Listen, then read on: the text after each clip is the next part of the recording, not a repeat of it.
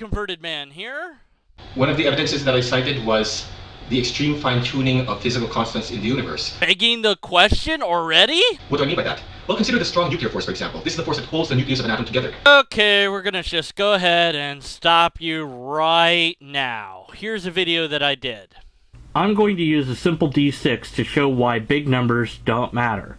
You have a 1 in 6 chance of being right on this particular question. Guess what number I'm going to roll before I roll it. You have a 1 in 6 chance. Here we go. Were you right? Did you beat the odds? Now, what if I said, okay, let's try to roll a 6. How many rolls do I need to roll before I get a 6? Pick a number. 1, 2, 3, 4, 5, 6, 7, 8, 9, 10, 11, 12, 13, 14, 15, 16, 17, 18, 19. Did you pick the number 19? What are the odds of you picking the right number that I would have to roll to get that particular number? It's colossally unlikely that you'll pick the right number of rolls that it will take me to get to that particular number. It could take me 1,000 rolls or 1,000,000 rolls. I might never roll that number. Now, statistics say eventually I'll roll every single number that's on this die if I roll it enough times. But, oddly enough, reality doesn't conform to statistics. Reality will do whatever it wants to do regardless of what the numbers and odds say against it. If this force had been only slightly weaker, by as little as 2%, then multi-proton nuclei would not be stable. You'd have very little helium, you'd have very few of the heavier elements, and these are elements that are critical for life's continued existence. Elements such as oxygen, nitrogen, so forth and so on. The number one issue that this argumentation never, ever, ever addresses is what would a universe look like in that situation? The lack of dealing with potential counterexamples in this particular argumentation has always struck me as very, very dishonest, as a huge half-truth, or even a potential outright lie. There's billions upon billions of potential combinations if we're just even going to talk about this particular force. Okay, so if it was weaker, then this would happen. If it was stronger, then this would happen. Weaker by this degree, stronger by this degree, and there's millions of different variables. So, therefore, there's millions of different possible universes that you could have where life could still, in theory, develop. What you don't show is that life can't develop in any of those circumstances. There's never been, to my knowledge, any information to even indicate that this is impossible, that if the nuclear force was weaker or stronger at all, period, no matter what degree it was weaker or stronger, that life just simply would not and could not develop. Where is the data to show this? Once again, you would not have many of the elements that are necessary for life to form. Okay, so life as we know it couldn't develop. I'll grant that. There's no reason to not grant that. But where's your proof to show that no life could ever develop?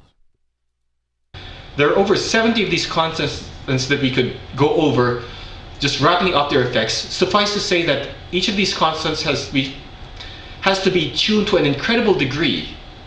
Hey, it's tuned. I wonder who tuned it. Let's just answer that question by inserting this idea that it's tuned. This is based on hard physics. In fact, no less an authority than Sir Francis Crick, who you may recognize as one of the discoverers of DNA, marveled at the incredible precision required. He said, cherry picking? Really? So we're going to pick a scientist, we're going to cherry pick something that they've said, and we're going to appeal to that as if that is our argumentation. But what are some of the objections that have been raised? Well, one angry gentleman said, why do you need to postulate the existence of a god or a designer? There's a much simpler, more elegant explanation. Evolution! I think that's a silly objection. How can evolution explain the decay rate of protons, for example? How can it explain the precise tuning of the speed of light or the expansion rate of the universe, etc.? I don't personally have the scientific credentials to be able to answer this particular answer that you have to this question. You said that you think it's silly. Okay, but it could still be true even though you think it's a silly explanation or you don't understand it. There are scientists that are hypothesizing a cosmic evolution. Now, evolution is a real thing. Things change slowly throughout time. That's what the word evolution means. And in this case, with cosmic evolution, it would still mean that the universe slowly changes throughout time. What we're missing there is a natural selection of sorts. There might be a cosmic natural selection of things that means that decay rates and things like this are governed by some sort of natural selection that is working on the cosmic scale.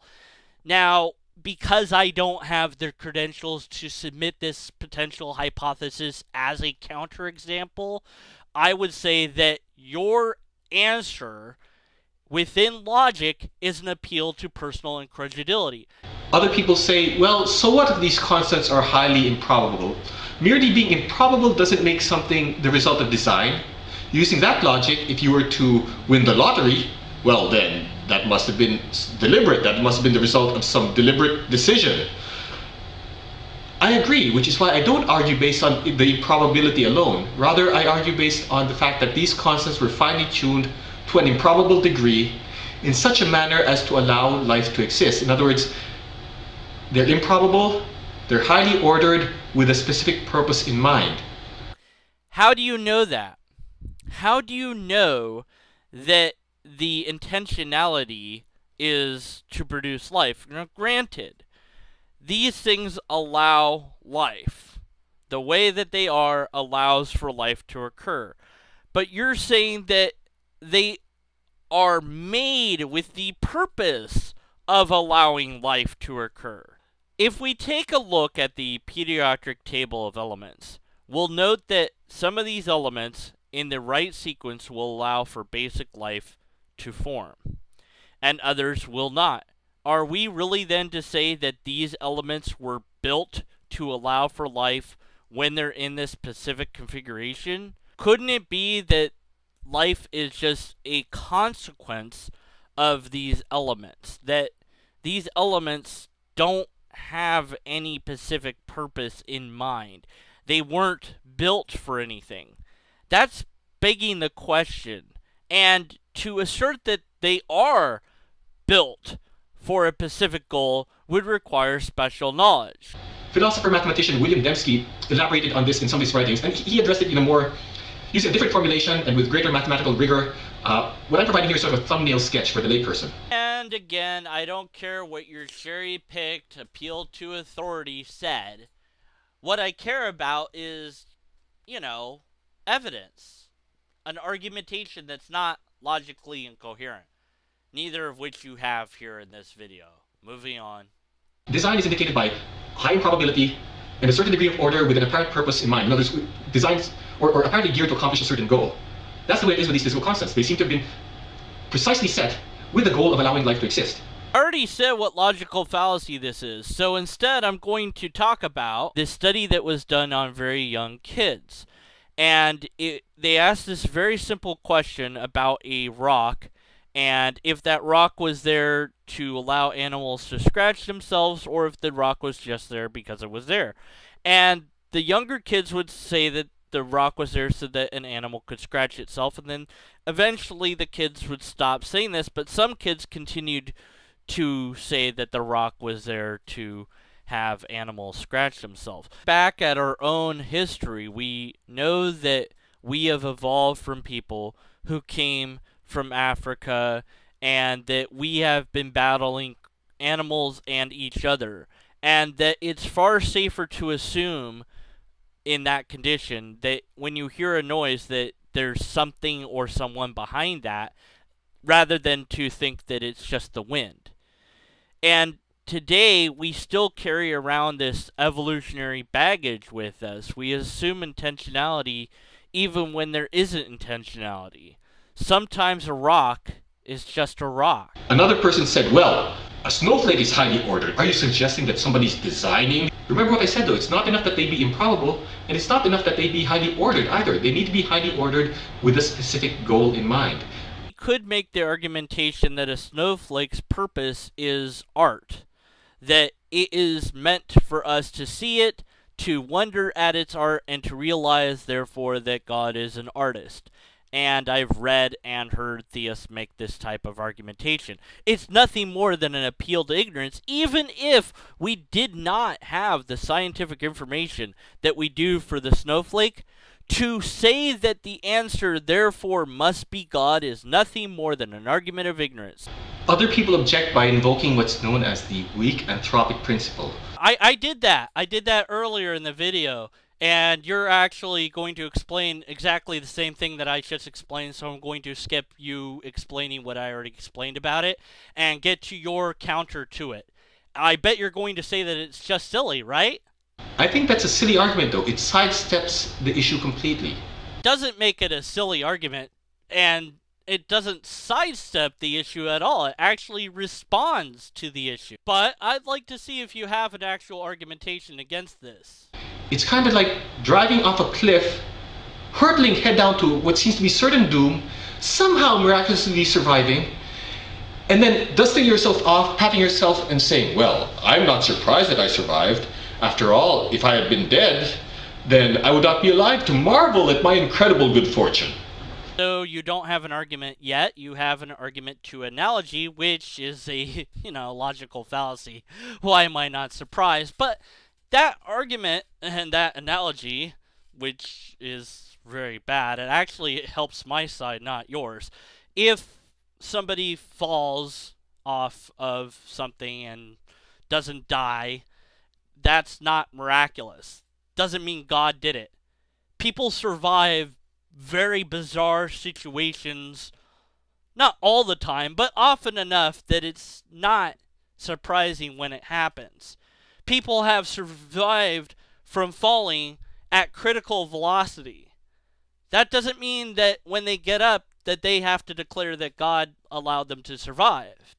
It just means that they beat the odds, which doesn't mean anything at all. It just happened. That's it. Things that happen shouldn't surprise us like this. They shouldn't invoke it must have been God sort of response from us.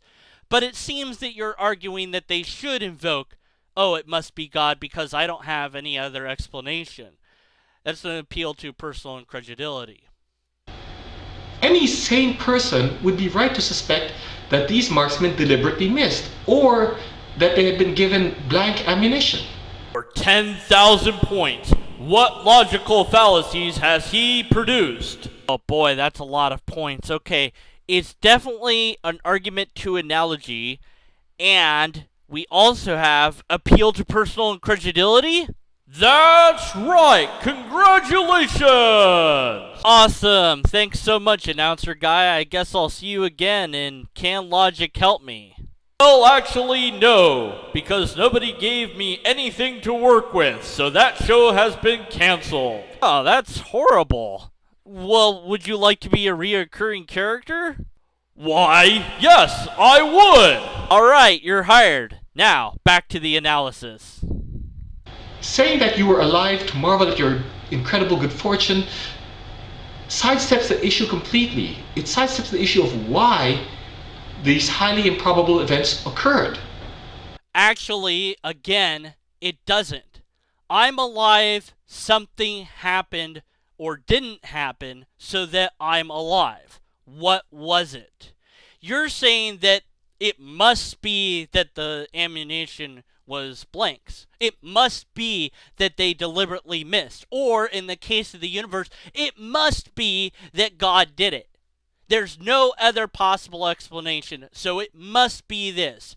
You are the one that's not doing the investigation to what it is. You're just saying, it's gotta be this because I can't think of anything else that it could be. Nothing more than an appeal to personal incredulity than to project that personal incredulity onto your opponent, creating a straw man, and saying, oh, well, that's your position, when in fact it's actually your position. In other words, the weak anthropic principle is not an answer at all. But the argumentation you provided has a logical fallacy, which means I have to be skeptical of its conclusion, which means that the weak anthropic principle is a potential counter to this argumentation. Life-permitting universes are vastly less probable than life-prohibiting universes. Once again, failure to give an argumentation because, we don't have any computer simulations to show that other universes would not or could not support life at all. This is like winning the lottery over and over again. Another argument to analogy, there was a person that won the lotto twice. Does that count? I mean, the odds are against it, but it could happen. We should begin to suspect something, and I think we are right to suspect that there is a designer behind it all. Total number of logical fallacies in this video was 20, with 2 formal fallacies, both of them being failures to give an argumentation. Take it away, deconverted man. Thank you, announcer voice. Right now, we don't have a logically coherent argument, but even if we did, we would need a separate argumentation that independently argued that God itself was something that we wouldn't have to be skeptical of. So even if this argument worked, we still would have to be skeptical of God itself because there needs to be a different argumentation that shows God itself is something that we don't have to be skeptical of, and we don't have that here, so we don't have any way to get to this conclusion even if the argument was valid, which it's not. And if you really want to play the odds game, then all I have to do is remark on the fact that there's 20,000 plus some odd deities out there, which means my odds of picking the right one aren't very good either. How about this? You present a logically coherent argument for one of those gods, and I'll accept that as a conclusion.